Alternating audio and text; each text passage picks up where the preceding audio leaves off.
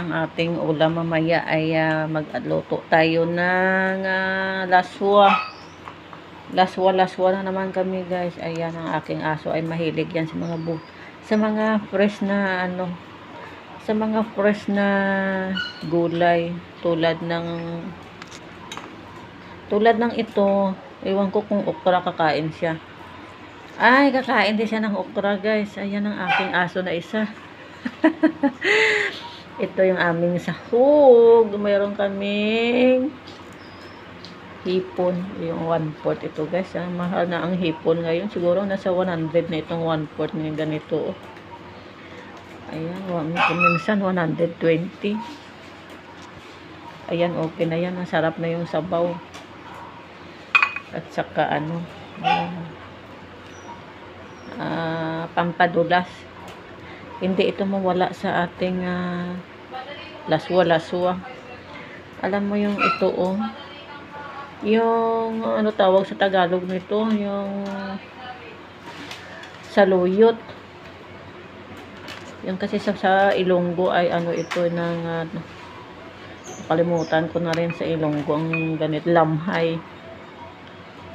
Ayan ang aking aso. May hingi pa yan ng okra. Yan guys, ay handa-handa na naman ito. Ngayong tanghali ay magluluto yung aking kapatid.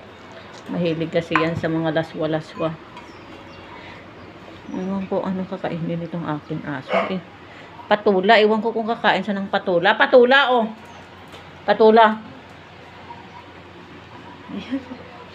Kumain siya ng patula. Mahilig, ewan ko bang aso na yan. Bakit ang hilig-hilig sa mga fresh na gulay? Kaya tuloy ay nababawasan. Wala na nga kinain niya na. iilan lang yung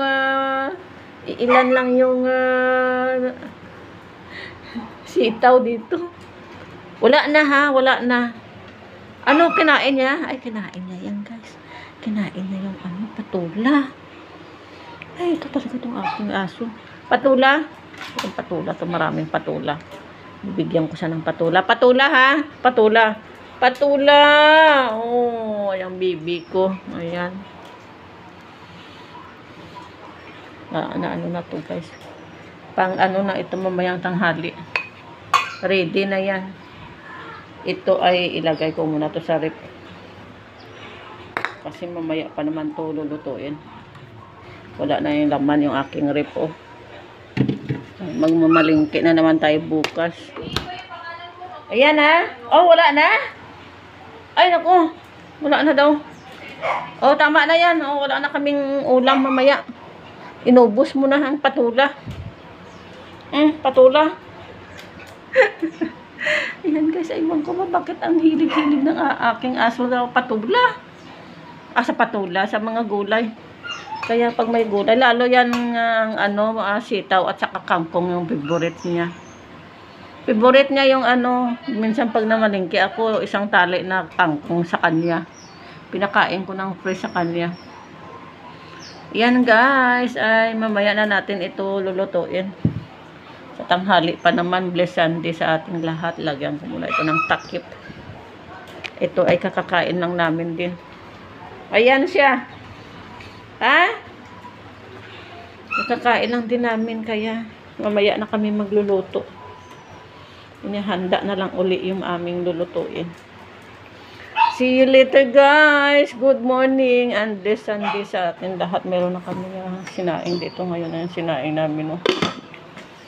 Thank you for watching.